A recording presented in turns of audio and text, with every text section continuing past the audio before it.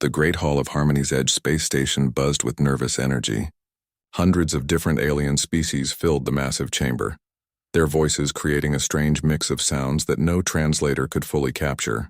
Some beings floated in special atmosphere bubbles, others stood on multiple legs, and a few existed as pure energy contained in crystal shells. Ambassador Kang Hyun walked through the crowd with steady steps. His black diplomatic uniform stood out among the colorful robes and biosuits of the other delegates. Behind him, his aide Soo-jin carried a datapad and tried to keep up with his long strides. The young woman had worked with him for 3 years, but she still felt nervous in these massive galactic meetings. "Sir, the emergency session will begin in 10 minutes, Soo-jin said quietly. The latest reports show the fighting between the Rikari Empire and the Vorthok Federation has spread to 12 star systems.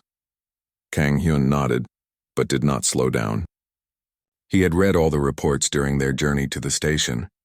The war had started over mining rights in a distant nebula, but now entire planets were being evacuated. Both sides used weapons that could crack moons and turn stars unstable. Millions of civilians needed help, and fast. They reached the human delegation area, where Captain Jae-woo was waiting. The naval officer had arrived 2 hours earlier, with the escort ship Seoul's Pride. His crew was now helping with security around the station, though Jae-woo looked like he would rather be anywhere else. "Ambassador," Jae-woo said with a sharp salute, "my ship is ready if you need to leave quickly. These aliens are getting more worried by the hour." "Thank you, Captain," Kang Hyun replied. "But we are here to help, not run away." A deep sound filled the hall as the council speaker called for order. The speaker was a bentharian, a species that looked like a giant tree with glowing leaves. Its voice came from somewhere inside its trunk and made the air vibrate. "Honored delegates, we face the worst crisis in 300 years, the speaker announced. The war between the Rikari Empire and Vorthok Federation threatens all peaceful worlds in 7 sectors. We must act now." The hall fell silent. Even the energy beings stopped their constant humming. "We have received requests for help from 46 refugee worlds," the speaker continued. "Our duty is clear. We must send a peacekeeping fleet to stop this madness and protect innocent lives." One by one, different species stood to offer their help. The Thalorians, who looked like living crystals, promised their reality-bending dreadnoughts. These massive ships could fold space around enemy vessels and crush them without firing a single shot. The crowd murmured with approval. Next came the Nepturi delegation. The gas-like beings spoke through a mechanical voice box that made their words sound like wind through metal pipes. "The Nepturi Collective offers 20 phase ships. Our vessels can exist in multiple dimensions and strike targets that hide in folded space." More offers followed. The Gakorians would send their bioships, living creatures the size of space stations that could heal themselves during battle. The Zephyrian Empire promised their time distortion cruisers that could slow down enemy movements while speeding up their own attacks. Each offer brought excited chatter from the crowd. These were some of the most advanced weapons in the galaxy. Surely such a fleet could end the war quickly and save millions of lives. Kang Hyun waited for the right moment, then stood up. The hall noticed the human delegate and slowly became quiet. Many aliens had heard stories about humans, though most thought they were just tales told to frighten young beings. "The Terran Federation offers our assistance," Kang Hyun said in a clear voice that carried across the huge chamber. "We can provide battleships and support vessels to help with the peacekeeping mission." The silence that followed was so complete that Soo-jin could hear her own heartbeat. She looked around and saw something strange. The alien delegates were not just quiet, they looked afraid. Finally, an elderly Helian delegate named Counselor Vexnari stood up on his 4 thin legs. His pale blue skin had turned almost white, and all 4 of his arms were shaking slightly. "Honored human ambassador," Vexnari said in a voice that tried to sound calm. "We greatly appreciate your desire to help. Your people have always been enthusiastic about solving problems, but perhaps your merchant vessels would be better suited for humanitarian aid, refugee transport, medical supplies, that sort of thing." Murmurs of agreement rippled through the crowd. Several other delegates nodded their heads, or whatever they used for heads. Kang Hyun frowned. He had expected this reaction, but it still annoyed him. "Our battleships are perfectly capable of peacekeeping operations. Human naval doctrine emphasizes protecting civilian populations and—" "No!" The shout came from hundreds of alien throats at once. The sound was so loud that the station's emergency systems briefly activated, thinking there had been an explosion. A Thalorian delegate's crystal body flashed bright red with panic. "Please, Ambassador, anything but your battleships." "We have heard the stories," added a Neptari representative, its gas form swirling nervously inside its containment suit. "Your species' approach to warfare is unique." Captain Jae-woo stepped forward, his hand moving toward his sidearm out of habit. But Kang Hyun held up a hand to stop him. "What exactly have you heard?" the ambassador asked. Vexnari looked around at his fellow delegates as if asking for support. When no one spoke, he continued in a shaking voice. "We have heard about your species' history, how you fought wars on your home world for thousands of years, how you turned everything into weapons, how you never stopped fighting until one side was completely destroyed." Another delegate, this one from the peaceful Aquarin Collective, added, "We heard about something called total war. The concept terrifies our military analysts." "Your people," said a Gekorian whose bioship was currently orbiting the station, "do not fight with honor or follow the accepted rules of galactic warfare. You fight to win, no matter what it costs." Kang Hyun looked at Soo-jin, who was frantically checking her datapad for any records of human military actions that might have caused this reaction. She found nothing recent, but the old historical databases were another story. "Respected delegates," Kang Hyun said carefully, "humans have not been involved in any major conflicts since joining the Galactic Council. Our military has been purely defensive." "Exactly," Vexnari's voice cracked with stress. "You have been defensive because no one has been stupid enough to attack you." The hall erupted in nervous chatter. Species that had never agreed on anything were now nodding together in shared fear. The council speaker's leaves rustled as it tried to restore order. "Perhaps," it said diplomatically, "the human delegation could consider contributing in a support role. Medical ships, supply vessels, that sort of assistance would be most welcome." Kang Hyun looked at Captain Jae-woo, who shrugged as if to say this was politics, not his area. The ambassador turned back to the crowd of worried aliens. "Very well," he said finally. "If the council prefers, we can provide merchant vessels and support craft for humanitarian operations." The relief in the chamber was so strong that Soo-jin could almost feel it like a physical force. Delegates who had been tense and frightened suddenly relaxed. Some even smiled or did whatever their species did to show happiness. "Excellent," Vexnari said, his skin returning to its normal blue color. "I am sure your merchant marine will be most helpful in evacuating refugees and delivering supplies." As the session moved on to planning details, Soo-jin leaned close to her ambassador. "Sir, why are they so afraid of our military?" she whispered. Kang Hyun watched the aliens chattering excitedly about the upcoming mission, confident now that the dangerous humans would only be sending harmless merchant ships. "Sometimes, Soo-jin," he said quietly, "reputation is more powerful than reality. They think they know what human battleships can do." "And do they?" Kang Hyun smiled slightly. "Not even close." The alarm on Seoul's Pride started blaring at exactly 14:30 station time. Captain Jae-woo rushed to the bridge where his crew was already at their stations looking at the tactical display with worried faces. "Report," Jae-woo ordered as he took his command chair. "Sir, a Rikari battle group just broke through the front lines," Minho said from communications. 12 ships including 3 Planet Killer class vessels. They are heading straight for the refugee zones. Jae-woo studied the display. The Rikari ships were massive, dark vessels that looked like metal insects. Their Planet Killer ships were the worst. Each one could crack a moon in half or boil away a planet's atmosphere. If they reached the refugee camps, millions would die. "Time until they reach our position?" he asked. 4 hours, sir," Taeho replied from weapons. "The alien peacekeeping fleet is moving to intercept, but the Rikari have brought heavy firepower." On the main screen, they could see the alien coalition fleet forming up for battle. The Thalorian crystal ships gathered in a diamond formation, their hulls beginning to bend light around them. The Neptari phase ships flickered between dimensions, preparing to strike from multiple realities at once. Gekorian bioships pulsed with organic energy as their living weapons came online. "It's going to be quite a battle," Yejin observed from engineering. "Those alien ships have some impressive technology." Captain Jae-woo activated the ship-wide communication system. "All hands, this is the captain. We are about to witness combat between advanced alien forces. Our mission remains humanitarian support, but be prepared for anything. All departments report readiness status." One by one, his department heads reported in. Everything was functioning perfectly, from the mining equipment to the asteroid deflectors.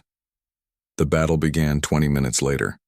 The Thalorian ships fired first, sending waves of reality-warping energy at the Ricari fleet. Space itself seemed to bend and twist as the crystal weapons hit their targets. One Ricari cruiser simply folded in half as the fabric of reality collapsed around it. The Neptari attacked next, their phase ships appearing inside the Ricari formation and firing from multiple dimensions simultaneously. Explosions bloomed across enemy hulls as weapons that existed in different realities found their marks. "Impressive," Tejo commented, watching the battle unfold. "The aliens know how to fight, but the Ricari were not helpless. Their dark ships had been designed to fight exactly these kinds of exotic weapons. As the reality-warping attacks hit them, strange fields activated around their hulls. The space distortions that should have crushed them instead slid off like water. They have adapted to the alien weapons," Yejin said with surprise. "Their shields are specifically designed to counter exotic energy attacks. The Ricari counterattack was devastating. Their weapons were not as advanced as the alien coalitions, but they were brutally effective. Solid projectiles moving at incredible speeds punched through Thalorian crystal hulls. Energy beams designed to disrupt dimensional phase states knocked Neptari ships back into normal reality, where they could be destroyed. One by one, the advanced alien ships began taking damage. The beautiful crystal vessels started to crack and lose their light-bending abilities. Kekarian bioships screamed in pain as their living hulls were burned by Ricari weapons. "Sir," Minho reported, "Commander Shulang is requesting assistance from all available vessels." Captain Jaewu watched as the Thalorian flagship Crystal Echo took a direct hit from a Ricari planet killer. The crystal ship's hull cracked from bow to stern, and its reality-warping weapons went offline. "Open a channel to Commander Shulang," Jaewu ordered. The Thalorian commander appeared on screen, his crystal body flickering with damage indicators. Behind him, smoke filled his bridge and crew members rushed to repair failing systems. "Captain Jaewu," Shulang said, his voice now sounding more like breaking glass than wind chimes. We may require assistance with your mining equipment." Jaewu looked around his bridge at his crew. They were all watching him, waiting for orders.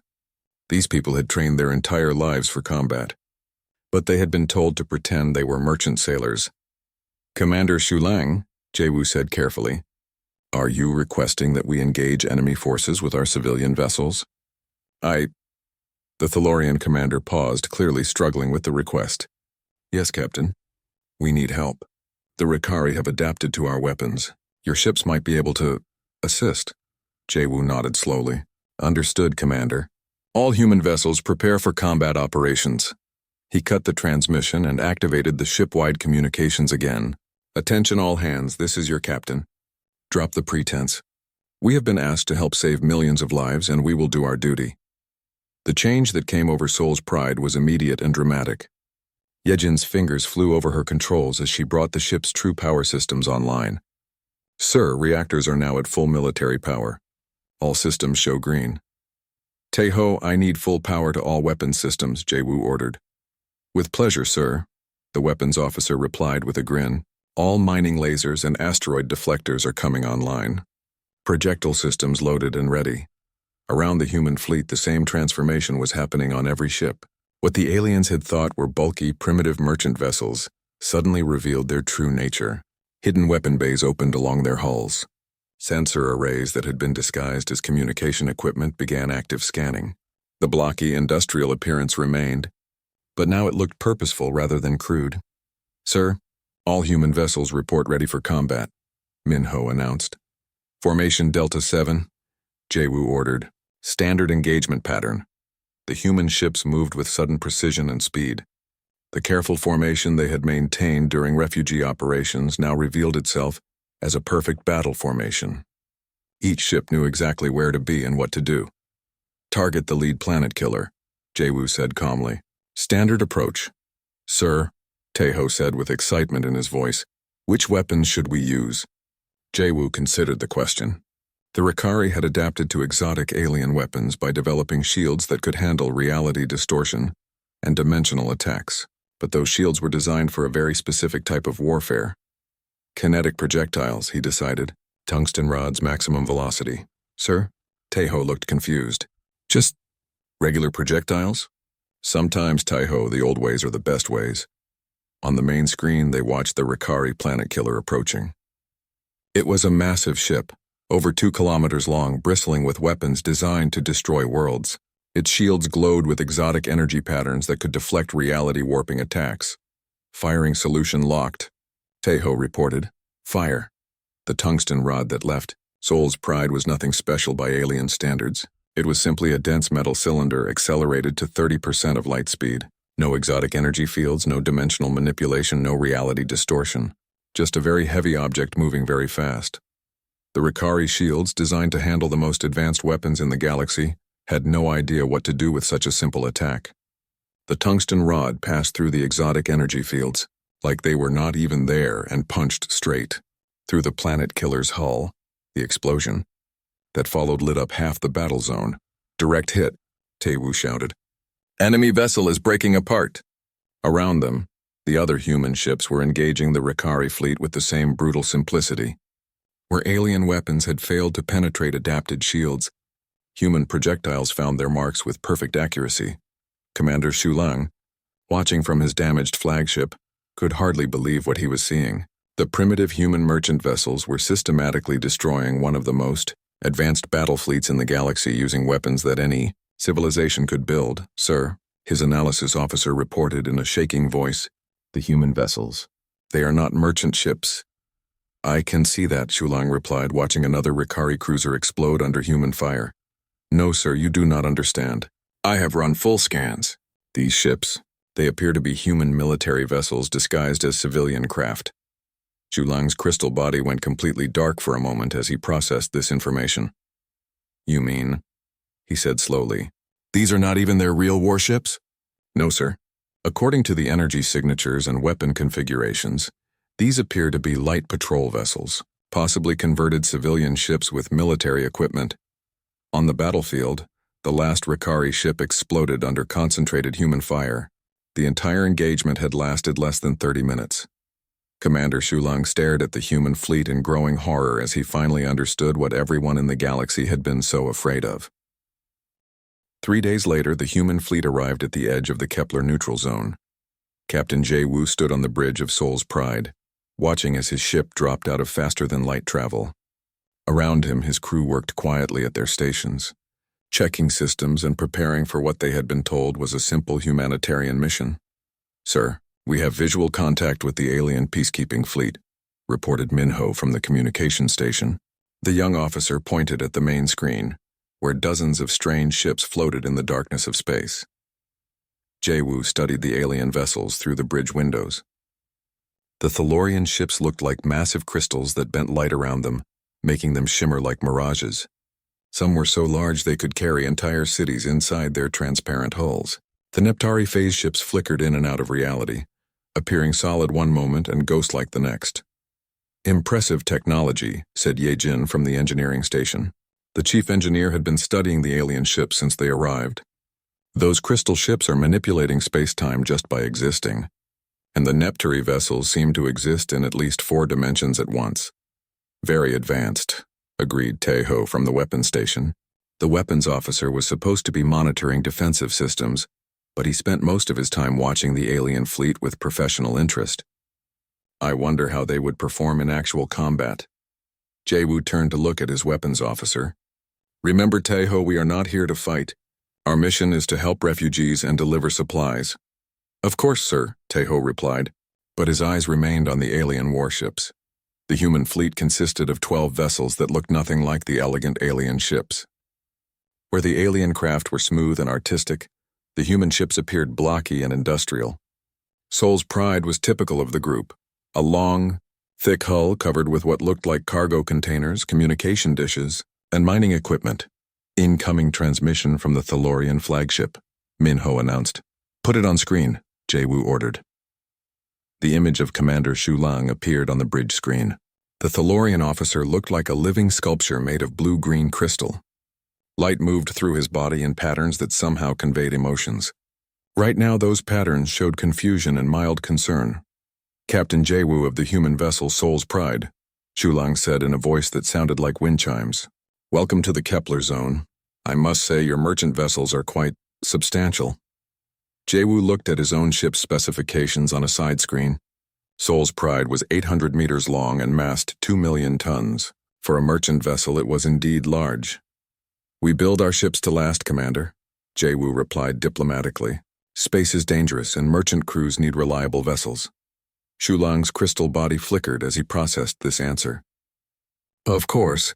I also noticed some unusual external features on your ships.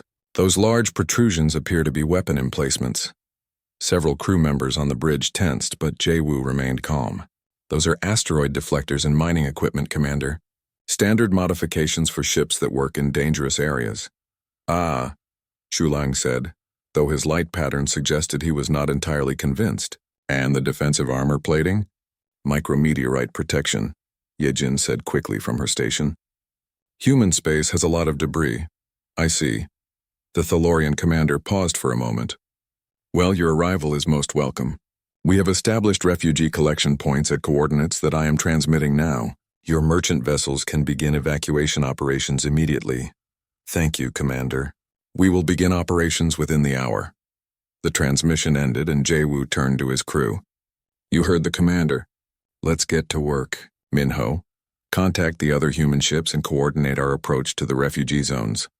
Over the next several hours, the human fleet moved into formation and began what they called merchant activities.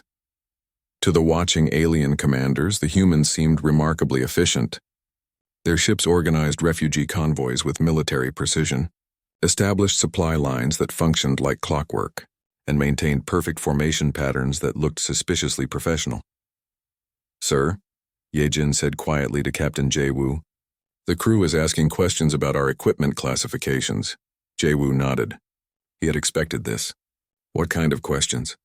Well, Taeho wants to know why our mining laser has the same power output as a planetary defense cannon, and the engineering teams are confused about why our cargo bay doors have blast shielding rated for direct hits from antimatter weapons. Tell them that human merchant vessels operate in very dangerous areas, Jaewoo replied. We need heavy equipment to survive. Yes, sir, but some of the newer crew members have never actually seen merchant duty. They keep asking why our navigation system includes targeting computers and why our communications array can jam enemy sensors. Jaewoo sighed. The problem with using military crews for merchant operations was that military personnel asked military questions have. The department heads explained standard merchant procedures to anyone who seems confused, he said finally, and remind everyone that we are here on a humanitarian mission. Understood, sir. Meanwhile, on the Thalorian flagship Crystal Echo, Commander Shu Lang was having his own concerns. He floated in his command chamber surrounded by displays showing the human fleet's activities. Analysis Officer Kethvar, he called to one of his subordinates. What do you make of the human merchant vessels? Kethvar's crystal body pulsed with orange light, indicating deep thought. Commander, their ships are certainly unusual for civilian vessels.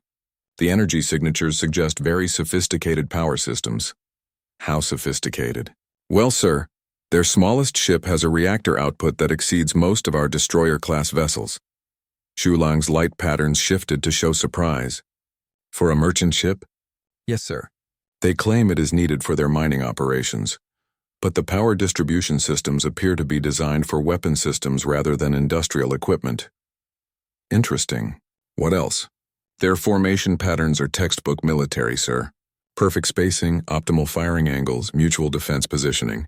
If I did not know better, I would say we were looking at a battle fleet. Commander Shulang considered this information. He had heard stories about humans, most of which seemed too ridiculous to believe. According to Galactic intelligence files, humans had spent most of their history fighting wars with each other. They had supposedly developed thousands of different ways to destroy things and had never met a problem they could not solve with violence. But these were merchant ships, certified by the Galactic Council as civilian vessels. The humans had agreed to provide only non-military support for the refugee operation. Surely the Council would not have made such a basic mistake. Continue monitoring their activities, Shulang ordered, and prepare a full analysis report. Yes, sir. Back on Seoul's Pride, the crew continued their merchant activities with increasing efficiency. Refugee ships were guided to safety, Supply convoys were organized, and communication networks were established throughout the zone. "Captain," Minho reported, "we have successfully evacuated 40,000 refugees in the past 6 hours. The other human ships report similar numbers." "Excellent work," Jaewu replied. "Any problems?" "No, sir, though some of the refugee ship captains seemed surprised by our efficiency. A few asked if we were actually military vessels." "What did you tell them?" "That humans take merchant operations very seriously, sir." Jaewu nodded approvingly. It was not exactly a lie. Humans did take their operations seriously, whether military or civilian. "Sir," Teho called from the weapons station, "I am detecting energy signatures from the war zone. The fighting between the Rikari and Vorthak forces is getting closer to our position." "How much closer?" 6 light hours and approaching. At current speed, hostile forces could reach the refugee zones within 18 hours. Jaewu studied the tactical display. The alien peacekeeping fleet was impressive, but it was also untested. No one knew how well their advanced weapons would work against determined enemies. "Continue monitoring the situation," he ordered, "and have all departments run full system checks on our mining equipment." "Yes, sir," Teho replied with a slight smile. Around the human fleet, alien ships continued their patrols, confident that they could handle any threat with their advanced technology. They had no idea that the harmless merchant vessels working quietly among the refugees were about to change everything. The silence after the battle was almost as shocking as the battle itself. Captain Jaewu stood on his bridge, watching the debris field that had once been a Rikari battle group. 12 enemy ships had been reduced to floating scrap metal in less than 30 minutes. Around Sol's Pride, the other human vessels maintained their formation, weapons still powered but no longer firing. "Damage report," Jaewu ordered. "No damage to report, sir," Yejin called from engineering. "All systems functioning normally. Minor stress on Reactor 3 from rapid power changes, but nothing serious." "Casualties?" "None, sir," reported Suyan from the medical bay. "Some crew members have mild stress reactions from the combat, but everyone is fine." Jaewu nodded and looked at the tactical display. The alien peacekeeping fleet was scattered across the battle zone, many ships heavily damaged. The Thalorian flagship Crystal Echo was barely holding together, its crystal hull cracked in dozens of places. "Sir," Minho said from communications, "we are receiving multiple transmissions from alien vessels. Also, long-range sensors show both Rikari and Vorthak fleets withdrawing from all combat zones." "They are withdrawing?" Jaewu asked with surprise. "Yes, sir. All enemy forces in 7 star systems are pulling back to their home territories. The war appears to be stopping." Teho looked up from his weapons station with confusion. "Sir, we only destroyed 1 battle group. Why would both sides stop fighting?"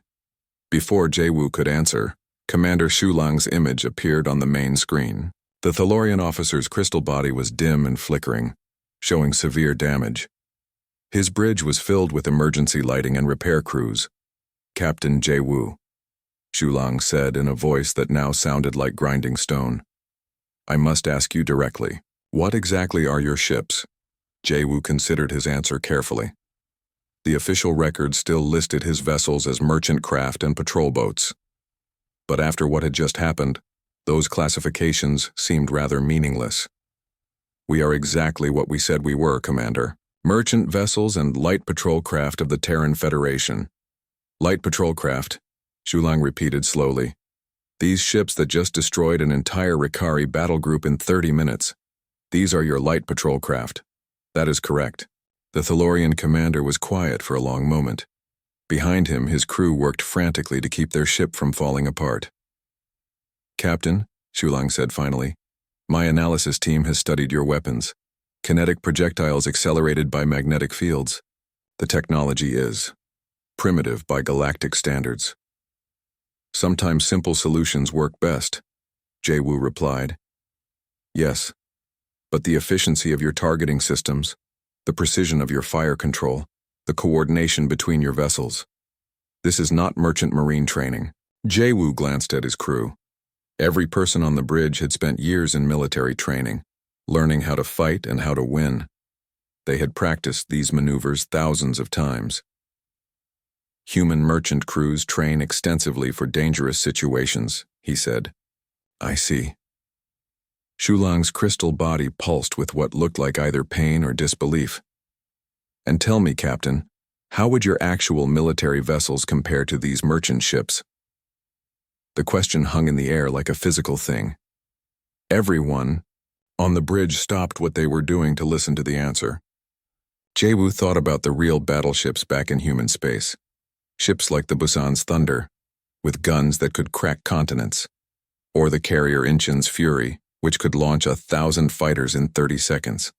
Vessels designed from the ground up for one purpose: to destroy anything that threatened human worlds.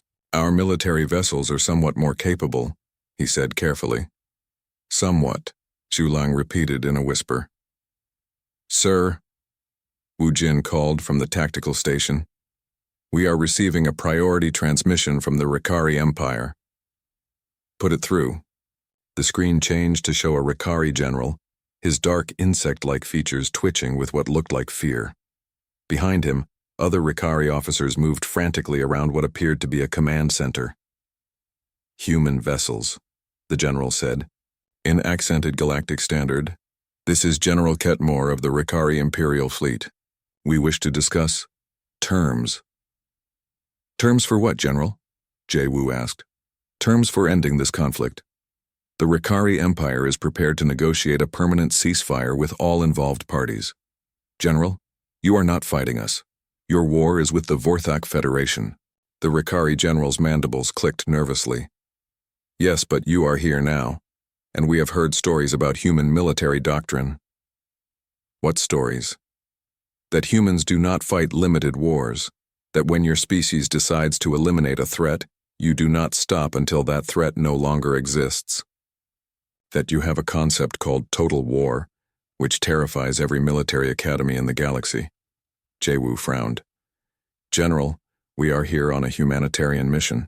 We have no intention of— Please, the general interrupted. Let us negotiate an end to this war. The Rikari Empire has no desire to continue fighting while human vessels are in the area. The transmission ended, leaving the bridge crew staring at each other. Well, Taeho said after a moment. That was unexpected. Sir, Minho reported, we are now receiving a similar transmission from the Vorthak Federation. The Vorthak representative was a tall, thin being with silver skin and large black eyes. Like the Rikari general, he seemed nervous and eager to talk. Human vessels, this is Prime Minister Veltar of the Vorthak Federation. We understand that Rikari forces have already contacted you about ending hostilities. The Federation is also prepared to negotiate immediate peace terms. Minister, Jae-woo said, we are not a party to your conflict. We are here to help refugees. Yes, of course, but your presence changes everything. We cannot continue this war knowing that human military forces are involved. These are not military forces. These are merchant vessels. The Vorthak minister's large eyes blinked slowly. Captain, with respect, our intelligence services have analyzed the battle. Your merchant vessels just destroyed a Rikari planet killer, fleet using tactics that our best military minds describe as terrifyingly efficient. We simply defended ourselves and the refugees. Yes, and that is exactly what concerns us. If these are your civilian ships, what are your actual warships capable of? Jae-woo looked around his bridge again. His crew was trying not to smile as they listened to the conversation. The idea that Seoul's Pride was a dangerous warship would have seemed funny to them a few hours ago. Minister, as I told the Rikari general, we have no intention of expanding this conflict. We understand, Captain, but both the Rikari Empire and Vorthak Federation would prefer to end our war rather than risk human involvement. We are prepared to begin immediate peace negotiations. After the transmission ended, the bridge was quiet except for the hum of the ship's systems. Sir, Ji-young said from the navigation station, both alien fleets are withdrawing from all contested systems. They appear to be returning to their home territories. Fighting has stopped in all 7 war zones, confirmed Chan-ho from sensors. The entire conflict is ending. Jae-woo sat back in his command chair, trying to process what had just happened. A war that had been raging for months, threatening millions of lives and dozens of worlds, had ended because both sides were afraid of human merchant ships. Taeho, he said finally, power down all weapon systems. Return to standard merchant configuration.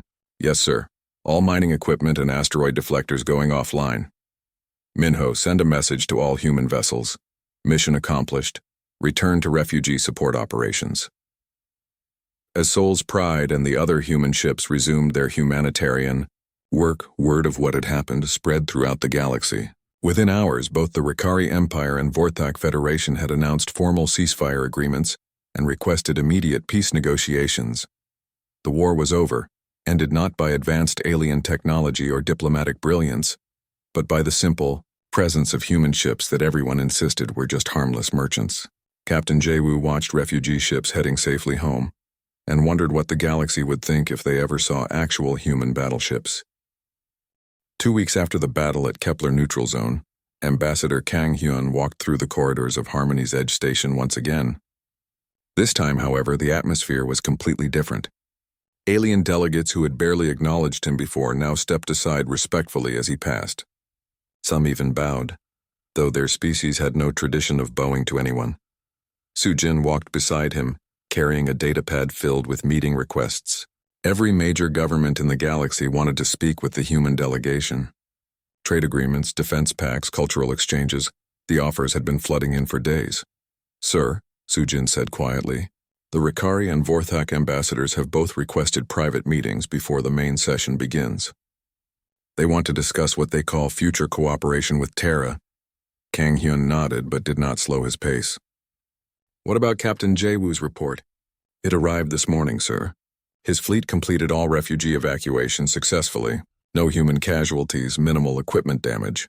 The refugee camps are reporting that human efficiency reduced expected evacuation time from 6 months to 3 weeks.